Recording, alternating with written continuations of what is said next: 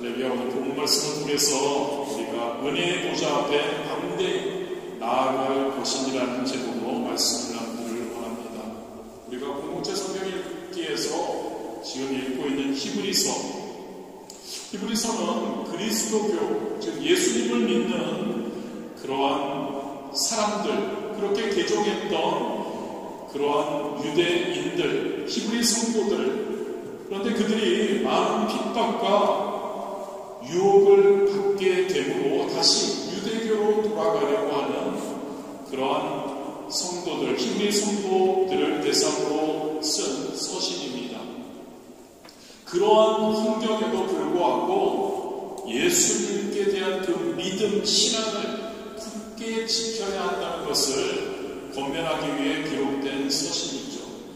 그래서 그 히브리 성도들에게 권면하기 위해서, 믿음을 지키는 것을 권면하기 위해서 이 히브리서 내용을 보면은 예수 그리스도의 우월성, 예수 그리스도께서 뛰어나심을 변증하는 데 상당한 분량을 할애합니다.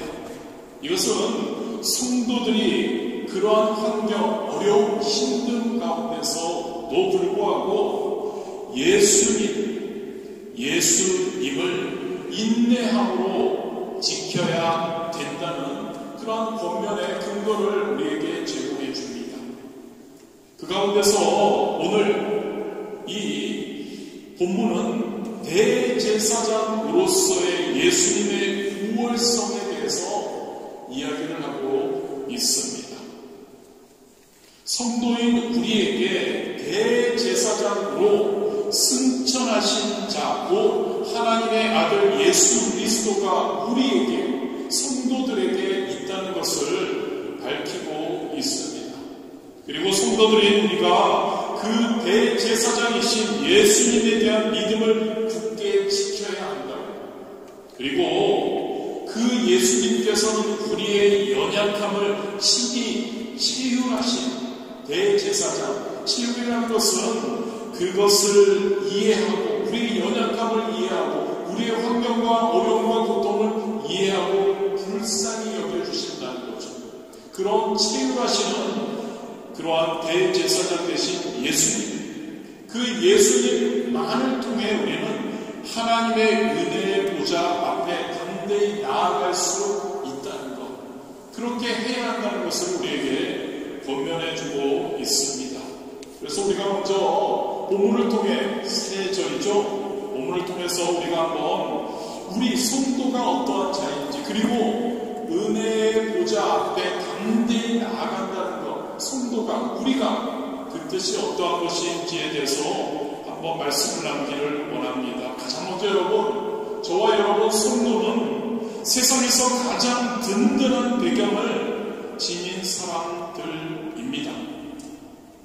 할렐루야. 저와 여러분은 세상에서 가장 든든한 배경을 지닌 사람들이라는 거죠. 본문 14절입니다. 그러므로 우리에게, 저와 여러분에게, 성도들에게 큰 대제사장이 있으니 승천하신 자 곧 하나님의 아들 예수시라고 히브리서 저자는 이야기를 하고 있습니다. 성도인 저와 여러분에게 대제사장이시며 승천하신 예수님이 계시다는 거죠. 할렐루야, 이겁니다. 여기서 특별히 승천하신 분이라는 말씀에 우리가 좀 더 생각해 보기를 원합니다.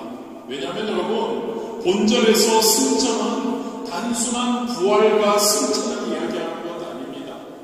대제사장으로서의 승천을 이야기하고 있는 거죠.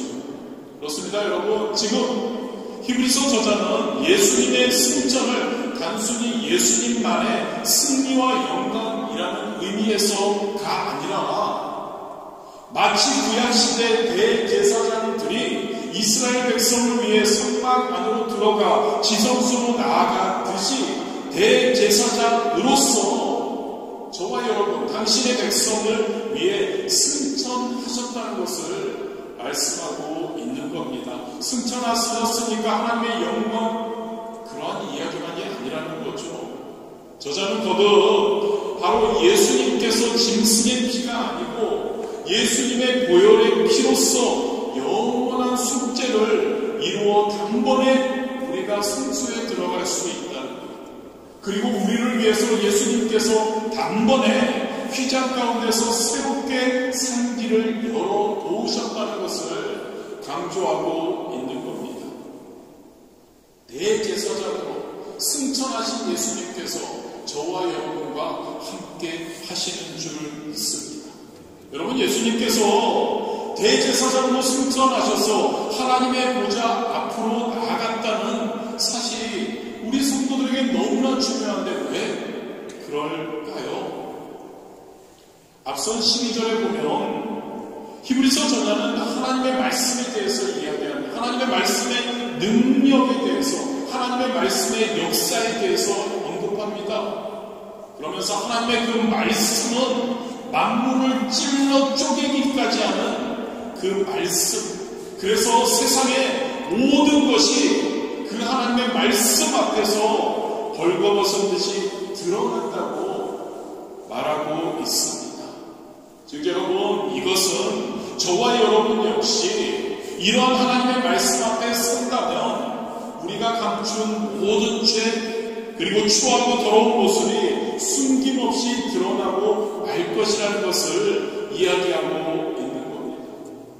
이 상황에서 여러분, 저와 여러분의 죄인된 수치스러운 모습이 하나님 말씀 앞에서 가감없이 드러날 것인데, 그런데 그 우리의 수치를 누군가 가려주거나 누군가 우리의 죄와 허물을 사해주거나 변호해주지 않는다면 어떻게 될까요? 저와 여러분은 하나님의 말씀 앞에, 하나님의 심판대 앞에 수치와 부끄러움 속에서 영원한 형벌을 받게 될 겁니다. 그래서 여러분, 저와 여러분, 우리의 죄를 대속하시고 우리의 허물을 가려주시고 우리의 그 허물을 변호해 주기 위해 대제사장 되신 예수님께서 하나님의 보좌 앞에 나아갔다는 사실, 이것은 너무나 저와 여러분에게 감사하고 복된 소식이 아닐 수 없는 겁니다. 이러한 분이 대제사장으로 우리의 죄를 사해 주시고 우리의 그 어려움과 그 추한 모습을, 그리고 우리를 변호해 주시는 그 예수님이 우리와 함께 그 하나님의 보좌 앞에 갔다는 것, 여러분, 우리 얼마나 감사해야 할지 모릅니다. 이런 분이 우리와 함께 계시다는 사실, 성도인 저와 여러분, 이 세상에서 가장 든든한 배경을 가진 바로 복받은 존재들이라는 사실을 이야기해 주는 거죠. 그렇습니다, 여러분. 그 누가 감히 우리가 뵐 수조차 없는 하나님의 우편에 앉아 계시고 친히 모든 우리의 죄를 가려주시는 그 예수님, 사탄의 권세를 깨고 승리해서 우주 만물을 하나님의 권세로 다스리는 예수님, 그 예수님을 우리가 모시고 그 예수님이 우리와 함께 하신다는 바로 성도인 저와 여러분이야말로 세상의 그 어떠한 자들보다 뛰어나고 든든한 배경을 가진 자들이라는 것을 우리가 기억하기를 원합니다. 이사야 50장 8절과 9절이죠. 나를 의롭다 하시는 이가 가까이 계시니 나와 다툴 자가 누구뇨? 나와 함께 설지어다. 나의 대적이 누구뇨? 내게 가까이 나올지어다. 주 야훼께서 나를 도우시니 나를 정죄할 자 누구뇨? 그들은 다 목과 같이 헤어지며 종에게 먹히리라. 우리 주님이 함께 계시니까 우리 주님 앞에서 우리 주님과 함께 할 때 우리에게는 대적이 없다는 거죠. 그 야훼께서 우리를 도우신다, 우리를 정죄할 자가 없다라고 선포하고 있는 겁니다. 저와 여러분, 이 땅을 살아가면서 어떤 세상적으로 유리한 조건이나 배경이 없다고 해서 성도들은 우리 예수님을 생각한다면 그 예수님 대제사장 되시고 승천하신 예수님이 우리와 함께 하신다는 것을 우리가 안다면, 믿는다면 우리는 세상적으로 유리한 조건이나 배경이 없다고 해서 서러워하거나 슬퍼할 필요가 없다는 것을 믿기 원합니다. 세상에 허무한 배경을 믿고 우쭐대는 사람들이 많이 있죠. 우리 주변에, 우리 세상 가운데 그들 앞에서 우리는 위축되거나 더 나아가 그들을 부러워할 필요가 없죠. 그러한 배경, 그러한 환경, 그들이 어떠한 내용들을 얻기 위해 우리가 예수 그리스도를, 복음을 떠나는 일은 결코 없어야 할 줄 믿습니다. 왜 그럴까요, 여러분? 누차 말씀드리지만 세상의 권세는 어떻습니까? 세상의 배경은 어떻습니까? 세상의 그 안위와 그 모든 것은 어떻습니까? 잠시 있다 사라질 뿐이죠. 그러나 예수님의 권세는 어떻습니까? 영원함을 믿으시기를 바랍니다. 예수님의 권세는 영원한 줄 믿습니다. 아무리 큰 권세를 또한 지닌 자라고 해도 그 심판대 앞에서의 그 예수님의 심판을 막아줄 수가 없죠. 그런데 우리 예수님의 은혜는, 저와 여러분에게 향한 그 예수님의 은혜는 그러한 정죄와 심판마저도 막아주고 우리를 대변해 준다는 것을 믿으시기를 진심으로 원합니다. 오늘날 우리에게는 지금 이 시간도 하나님의 보좌 앞에서 우리를 위해서 대언하시고 우리의 죄와 허물을 가리워 줄 대제사장, 즉 하늘과 땅의 모든 권세로 당신의 백성인 저와 여러분을 지키시고 돌보시는 예수 그리스도께서 우리와 함께 계신다는 사실을 기억할 수 있게 되기를 진심으로 원합니다. 그것을 기억한다면 저와 여러분이 어떠한 상황 가운데 있을지라도 우리는 담대할 수 있습니다. 배경이 든든하잖아요. 우리 예수님, 전지전능하신 예수님, 우리를 너무너무 사랑하시는 우리 예수님, 그 예수님이 우리를 변호하시고 우리를 대언하시는, 아니, 여러분, 우리는 담대할 수 있는 줄 믿습니다. 용기 있게 이 세상과 맞서 싸울 수 있는 그러한 귀한 승도들의 삶, 저와 여러분 살아갈 수 있게 되기를 진심으로 원합니다. 시편 28편 7절이죠. 여호와는 나의 힘과 나의 방패시니 내 마음이 저를 의지하여 도움을 얻었도다. 그러므로 내 마음이 크게 기뻐하며 내 노래로 저를 찬송하리로다. 저와 여러분, 성도라면 저와 여러분의 고백이 되었으면 좋겠습니다. 야훼는 나의 힘과 나의 방패시다. 내가 저를 의지해서 도움을 얻는다. 그래서 내 마음이 야훼로 인해, 하나님으로 인해, 십자가에 나를 위해 대신 달리신 예수 그리스도를 인해 내 마음이 기쁘다. 내가 노래로 그 예수님을 찬양한다. 내 환경이 중요한 것 아니고 내 삶이 어떠하든 그 예수님이 나의 기 배경이 되어주시니 든든한 최고의, 그래서 나는 찬송한다라는 고백, 저와 여러분이 매 순간 할 수 있게 되기를 진심으로 원합니다. 두 번째로, 그렇다면 여러분, 세상에서 가장 든든한 배경을 지닌 성도인 저와 여러분, 그렇다면 은혜의 보좌 앞에 나아간다, 담대히 나아간다, 이게 무슨 이야기일까요? 16절입니다. 그러므로 우리가 긍휼하심을 받고 때를 따라 돕는 은혜를 얻기 위하여 은혜의 보좌 앞에 담대히 나아갈 것이니라. 좀 전에 이브리서 저자는 대제사장이신 예수 그리스도에 대해서 말씀했습니다. 그리고 이제 성도인 저와 여러분이 그 예수님의 긍휼하심과 때를 따라 돕는 은혜를 받기 위해 은혜의 보좌 앞에 담대히 나아가야 한다고 우리에게 권면하고 있죠. 여기서 담대히라는 말을 한번 생각해 보기를 원합니다. 원어적 의미는 자유롭고 공개적인 시민적 태도가 담대히라고 이야기합니다. 즉, 자신의 신분을 부끄러워하는 노예나 어떠한 야만인이 아니라, 이 당시가 로마 시대였으니까 로마 시민처럼 당당하고 떳떳하게 자기의 의견을 이야기한다는 의미를 함축하고 있죠. 즉 여러분, 은혜의 보좌 앞에 담대히 나아가라는 그 권면은 무모한 배짱이나 뻔뻔함 혹은 무례한 태도로 그 은혜의 보좌에 나아가라는 말이 아닙니다. 하나님의 자녀이며 하늘나라의 시민권을 가진 자답게 담대히 주저하지 말고 당당한 모습으로 하나님의 은혜의 보좌 앞에 나아가서 자유롭게 너의 소원과 간구를 아뢰라 하는 그러한 이야기이죠. 즉 우리를 죄의 종에서 하나님의 자녀로, 땅에 속한 자에서 하늘의 시민으로 삼기 위해 십자가를 지신 예수님의 은혜가 얼마나 큰 것인가를 우리는 다시 한번 실감할 수 있는 거죠.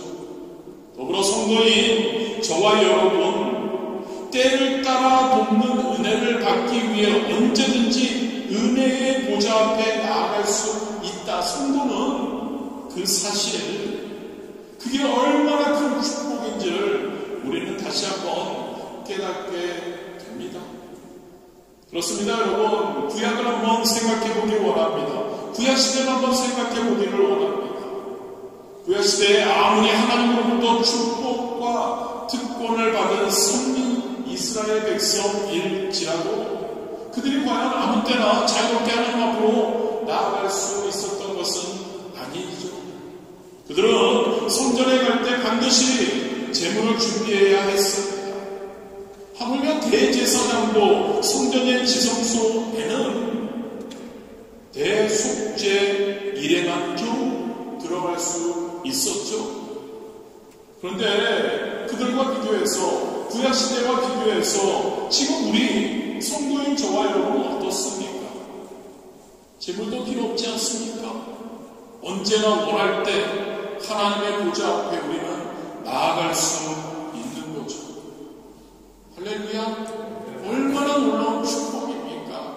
얼마나 놀라운 은혜입니까? 구약시대를 지나 과거 역사를 한번 생각해 보기 원합니다. 왕정시대 때는 어땠습니까? 일반 백성들이 왕 앞에 가서 자신의 처지를 호소한다는 거 상상할 수도 없는 일이었죠. 죄인으로 몰렸을 때, 재판을 받을 때 지금처럼 변호사가 있습니까? 그런 것도 없습니다. 어떤 인권이 보장되어 있습니까? 그렇지도 않습니다. 그렇게 재판을 받는다는 사실조차도 바로 상상할 수 없는 거죠. 근대 이후에는 변호사 제도를 두었죠. 그런데 이것 역시 마찬가지로 서민들에게는 그 수임료가 너무 비싸서 그림의 떡과 같은 제도였죠. 그래도 다행히 요즘은 가난한 분들을 위해서 국가가 국선변호인을 선임하는 그러한 제도를 만들었죠. 그래서 그것이 굉장히 좋다는 칭찬을 받기도 하죠. 하지만 여러분, 하나님은 어떠십니까? 하나님은 성도인 저와 여러분에게 어떠십니까? 하나님은 예수님을 통해 이미 2000년 전부터 우리에게 자유롭게 하나님께 나아가 필요한 모든 은혜와 도움을 받을 수 있는 길을 열어놓으셨죠. 아무런 그것도 대가 없이. 요한복음 14장 13절 14절입니다. 너희가 내 이름으로 무엇을 구하든지 내가 시행하리니 이는 아버지와 하여금 아들을 인하여 영광을 얻으시게 하려 함이라. 내 이름으로 무엇이든지 내게 구하면 내가 시행하리라. 요한복음 16장 24절에 지금까지는 너희가 내 이름으로 아무것도 구하지 아니하였으나 구하라. 그리하면 받으리니 너희 기쁨이 충만하리라. 할렐루야. 얼마나 놀라운 은혜인가요? 얼마나 놀라운 축복인가요? 그런데 이 놀라운 은혜 축복 뭐죠, 여러분? 이게 뭐죠?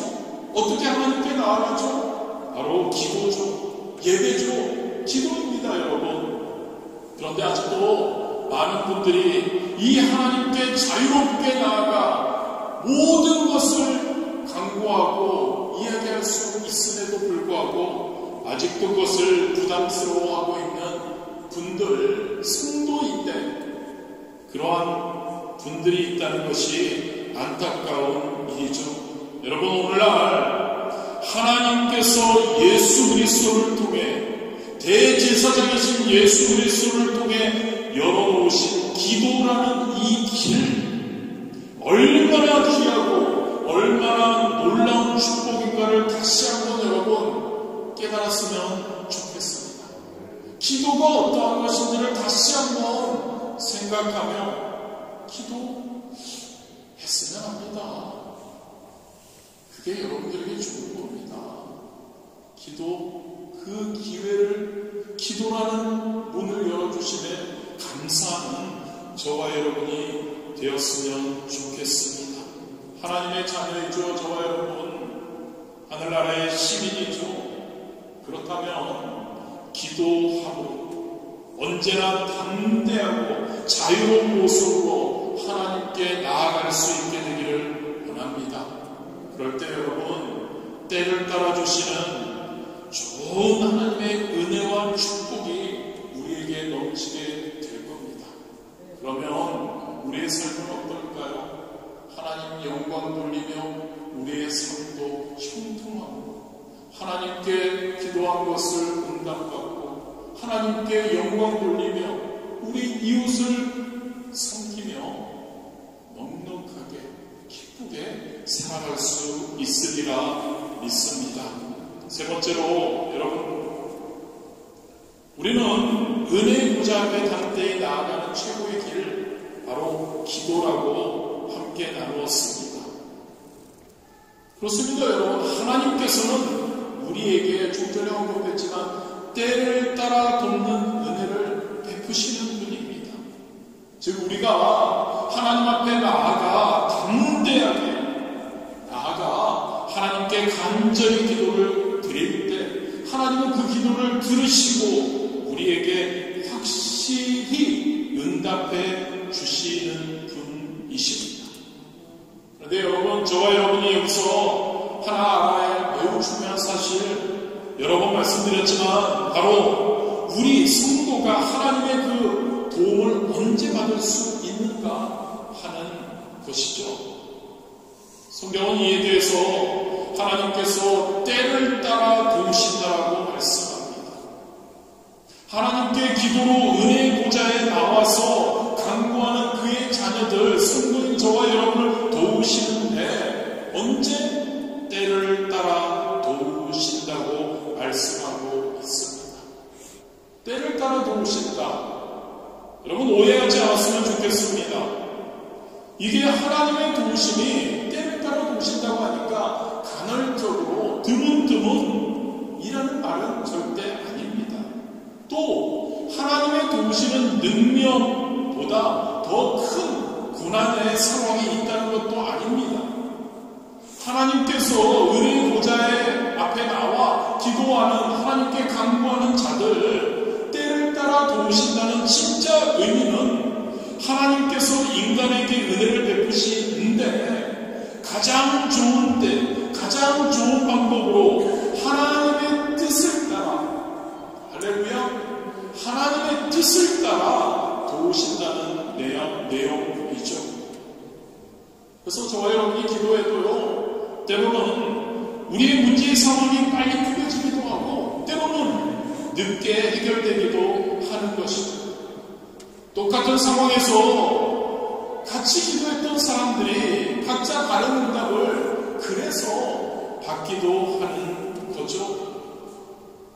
이 하나님의 기도의 응답의 원칙, 이것을 잘 이해하지 못하는 사람들은 하나님이 공평하지 않다, 하나님은 사랑하지 않으신다, 하나님은 신실하지 않는다고 이야기를 하는 경우도 있죠. 하나님 왜 저 사람은 응답받죠? 그런데 나는요? 왜 응답해 주시지 않고 이렇게 그냥 아무리 부르짖고 기도해도 이렇게 놔두시냐고 우리가 불평할 때가 있죠. 하나님 이게 최선의 방법입니까? 어떻게 하나님 나를 사랑한다고 하는데 당신의 자녀를 이 고통 중에 놓아 두실 수 있습니까? 라고 이렇게 불평과 한탄의 소리를 하는 경우가 있기도 하죠. 근데 여러분, 이 주장은 맞지 않습니다. 이런 불평과 한탄은 잠시 나의 답답한 심정을 토로하는 그러한 수단은 될 수 있지만 이것은 잘못된 것이죠. 왜요? 자주 말씀드리지만 우리의 삶의 주권은 누구에게 있나요? 우리는 무엇을 위해 이 땅에 존재하나요? 우리는 무엇을 위해 창조함 받았나요? 그 물음에 답을 우리가 할 수 있다면 저와 여러분의 삶의 주권은 우리에게 있지 않음을 믿으시기를 바랍니다. 저와 여러분의 삶의 주권은 하나님에게 있는 줄 믿습니다. 아멘. 한 분 한 분 다 아멘 하셨으면 좋겠습니다. 이게 저와 여러분의 선포가 된다면, 이것이 믿어진다면, 이것이 맞다고 우리가 선포할 수 있다면 됩니다. 여러분, 우리의 삶의 주권은 하나님에게 있는 줄 믿습니다. 할렐루야. 하나님께서는 여러분 우리의 완벽한 아버지가 되십니다.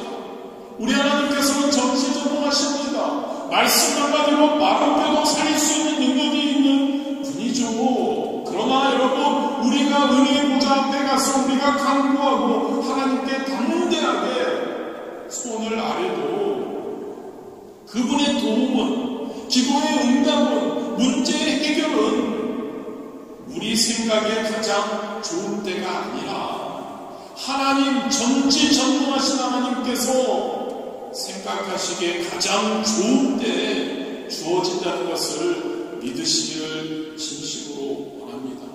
사도 바울이 그렇지 않습니까, 여러분? 그 위대한 사도 바울, 그가 육체의 가시 없애달라고 하나님께 얼마나 간절히 기도했습니까? 그 가시로 인해서 사도 바울 너무나 육체적인 힘듦이 있었죠. 그것만이 아니었죠. 본이 되지 못하니까 하나님께 그 가시를 없애달라고 기도했죠. 그런데 하나님, 그 기도에 하나님의 반응은 어땠나요? 즉각적으로 응답하셨나요? 아니죠. 또 사도 바울이 원하던 응답을 하지 않으셨습니다. 그렇다고 해서 하나님께서 사도 바울을 사랑하지 않아서 그렇게 하셨을까요? 사도 바울의 어떤 잘못 때문에 그를 징계하기 위해서 그렇게 하셨을까요? 저와 여러분이 분명히 기억할 수 있게 되기를 원합니다. 저와 여러분이 하나님을 사랑하고 담대하게 하나님의 자녀로, 빛의 자녀로, 그리고 하늘나라의 시민권을 가진 시민으로 우리가 하나님께 나아가 기도하더라도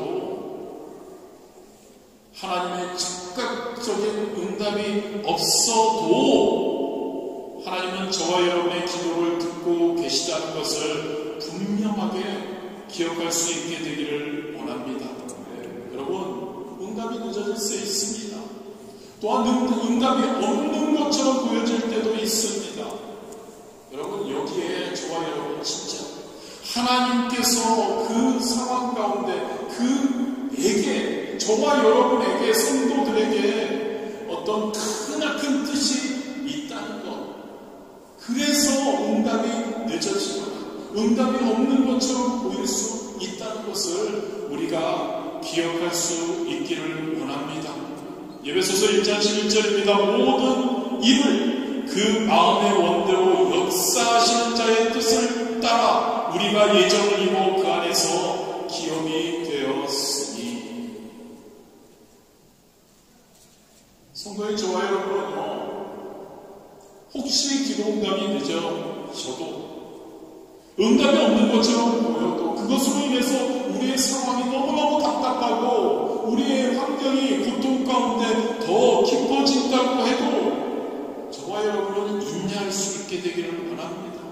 왜요? 우리 하나님께서 그 상황을 통해서 나의 삶에, 나의 성도로서의 그 신앙 가운데 하나님의 뜻을, 원대한 뜻을 이루실 것입니다. 그 원대한 뜻을 그 기도하며 그 응답받는 데까지 우리가 그 하나님의 원대한 꿈이 무엇인지를, 뜻이 무엇인지를 발견하도록 애쓰는 기도가 그렇게 변해야 한다는 것을 우리가 기억하기를 원합니다. 이런 여러분, 은혜의 보좌 앞에 담대히 나아가서 성도로서 이러한 태도예요.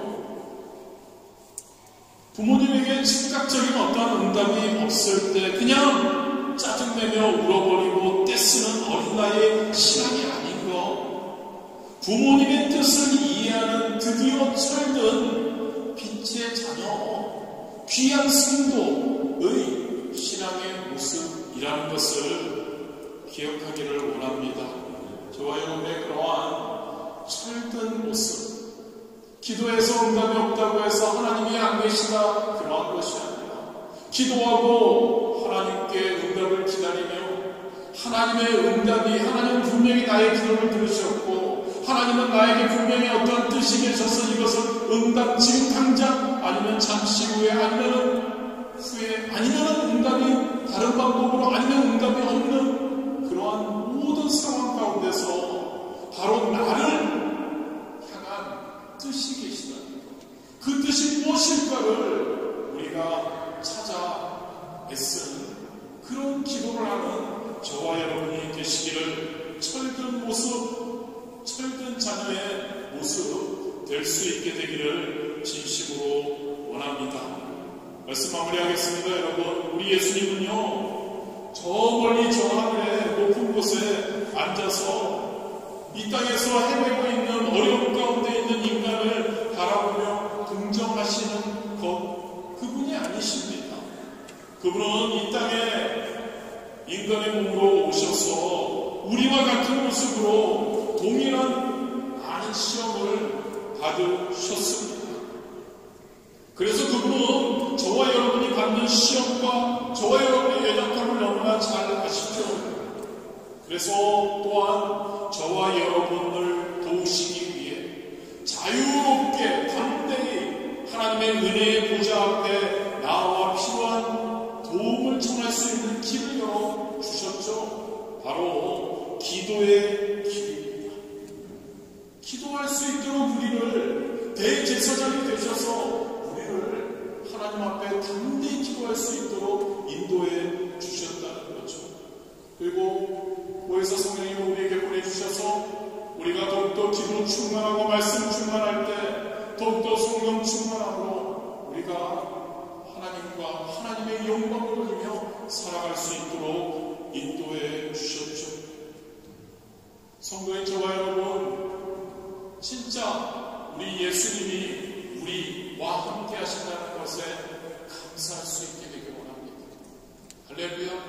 그 예수님께서 나를 사랑하신다는 것, 나를 도와주신다는 것에 진짜 감사하기 원합니다. 그 감사함으로 이 땅 가운데 어떠한 상황에서든 우리가 담대하게 승리할 수 있게 되기를 진심으로 원합니다. 기도하며 하나님의 은혜를 구하며, 그리고 그것을 허락하신 그 예수님처럼 저와 여러분도 우리 주변을 바라보기 원합니다. 우리 주변에 그 도움이 필요한 자들에게 하나님의 복음을 전하고 그들도 우리와 함께 은혜의 보좌에, 그 보좌 앞에 담대히 나아가 하나님의 놀라운 은혜를, 기도의 응답을 받고 살아갈 수 있게 되기를 진심으로 원합니다.